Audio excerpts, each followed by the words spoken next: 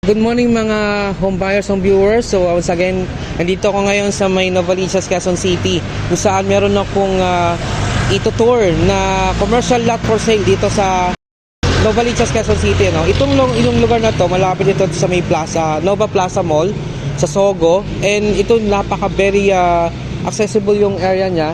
And commercial property to. Doon sa naghahanap ng malaking property, yung malaking size ng lote, ito ay 1,985.5 square meter, 1,985.5 square meter. Tara, samahan nyo ako at itutour ko kayo doon sa mga naghahanap ng mga commercial property. Tama-tama po ito sa inyo. So pwede itong gawing residential compound type, pwede siyang tayuan ng building kasi sobrang laki ng property. Tara, samahan nyo ako.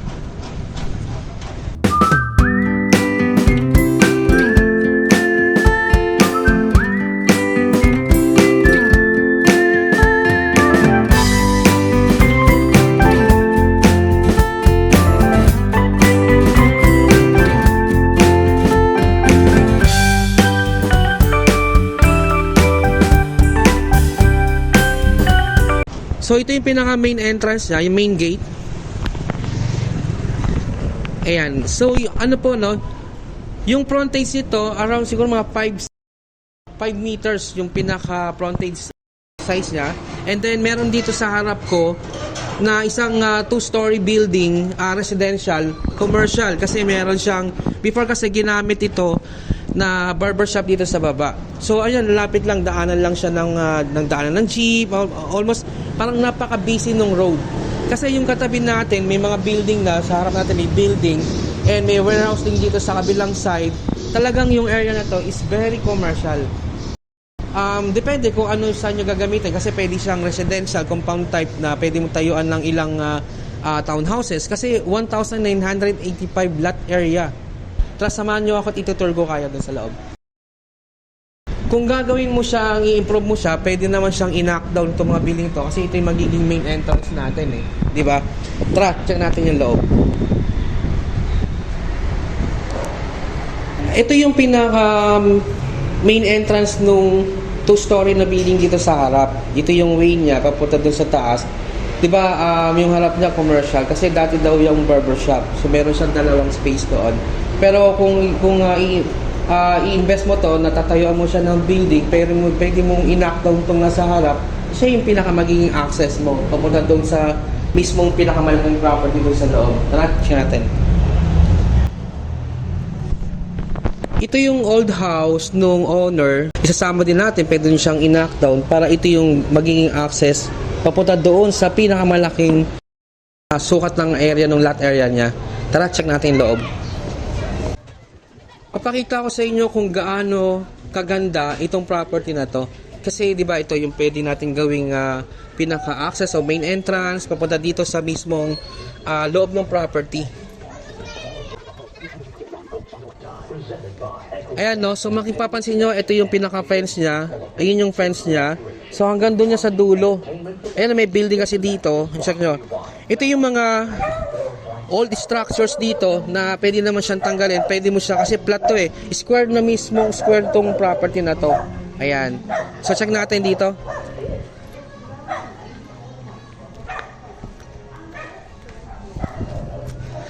Bali, 6 na title tong property na to. So pwede naman siya i-consolidate. So makikita nyo, ayan yung pinaka-fence niya hanggang doon sa dulo. Check din natin yung kabilang side. Tara. So ito may mga, kasi dati pinaparent na itong mga house na to, pero ngayon kasi wala na siyang tenant.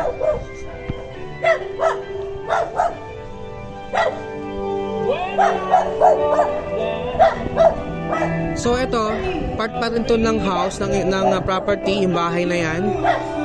And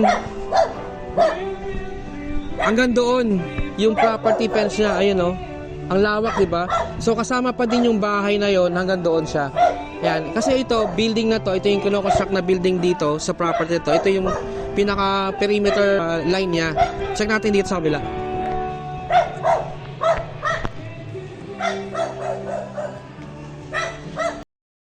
Draw nung lot nito is papakita ko sa inyong screen. So, ganyan na magiging itsura niya.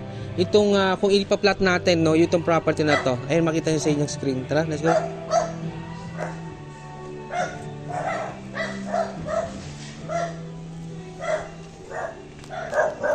Ito siya, so makita nyo yung kabilang side na yan. Iyan yung fence po, no? Yan, may building dyan sa kabilang property na yan.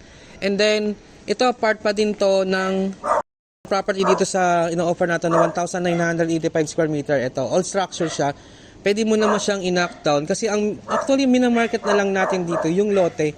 Hindi na yung improvement. Ino-offer namin to na 50,000 per square meter. Itong property na to. Check natin hanggang dito. Ayan, kung mapapansin nyo, hanggang doon yung property, ito, part pa to. So, yung pinaka-line niya, hanggang doon sa building na yon, yung may yero na yon, hanggang dyan yung property line. Paikot yon. Itong bahay na to, kasama pa to dito sa property na to. Ito yan, kasama sa 1,985. Diba, ang ganda nung property kasi meron tayong pinaka-main entrance papasok, and then dito, ito na yung pinakamalaking area niya. Square type ng property na to. Ayun nga lang, yung entrada is pa-air type. Katulad nung makita nyo sa inyong screen, ito yung pinaka-drawing niya, yung lot plan niya. Kung kayo interesado at naghahanap ng property na pwede nyong gawing investment o pwede nyong doon sa mga developer na naghahanap na pwede pagtayuan ng kanilang mga projects, like ito, pwede itong housing mga tinatawag ng mga townhouses, yung compound type. And pwede rin naman siyang buildings kasi ang laki ng space di ba? Pero nyo 1,985 square meter dito sa may Quezon City, no? Dito sa may Novaliches, Quezon City.